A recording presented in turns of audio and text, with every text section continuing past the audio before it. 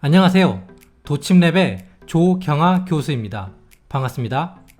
오늘은 도침을 실제로 어떻게 사용하는지 보여드리기로 했지요. 그래서 승모근에 도침을 자입하는 것을 보여드리도록 하겠습니다. 도침이 어디로 어떻게 들어가는지 초음파를 통해서 확인을 해보고 공부를 어떻게 해야 할지 방향 설정을 하도록 하겠습니다. 도침을 처음 접할 때 가장 먼저 시작하는 부위가 바로 승모근, 혈자리로는 견정혈 부위입니다.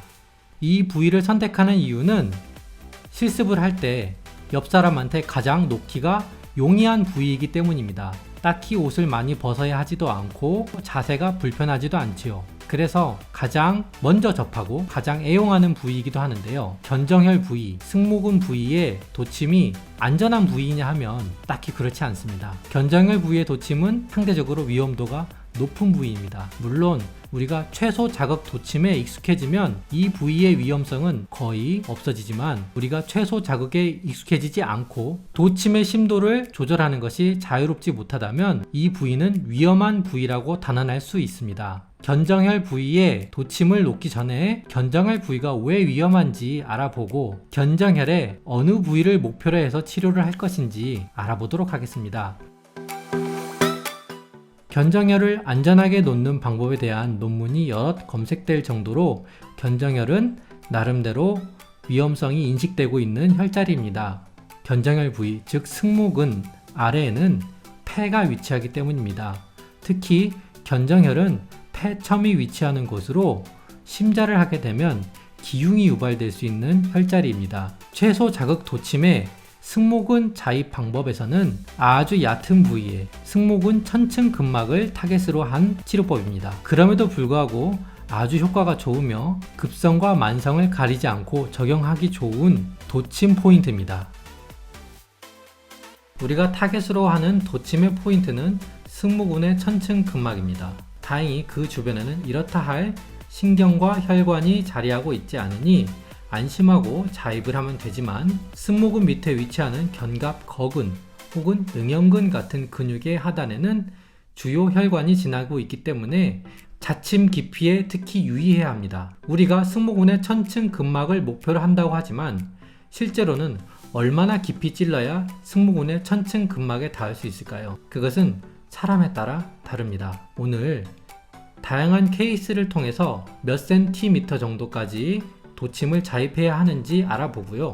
허용되는 안전 깊이에 대해서 논의해 보도록 하겠습니다.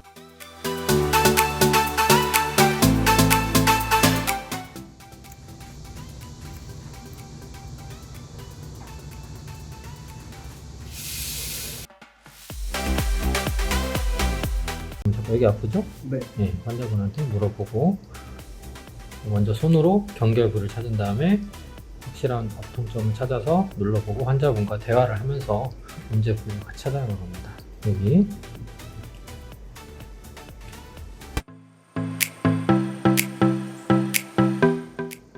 타딘 용액으로 소독을 하고요. 어느 정도 마를 때까지. 다음으로 알코올솜으로 소독을 2차 합니다.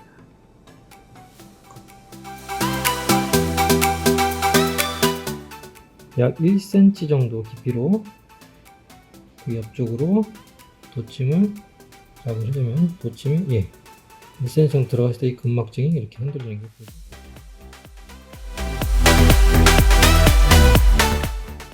시술부를 확인하고요.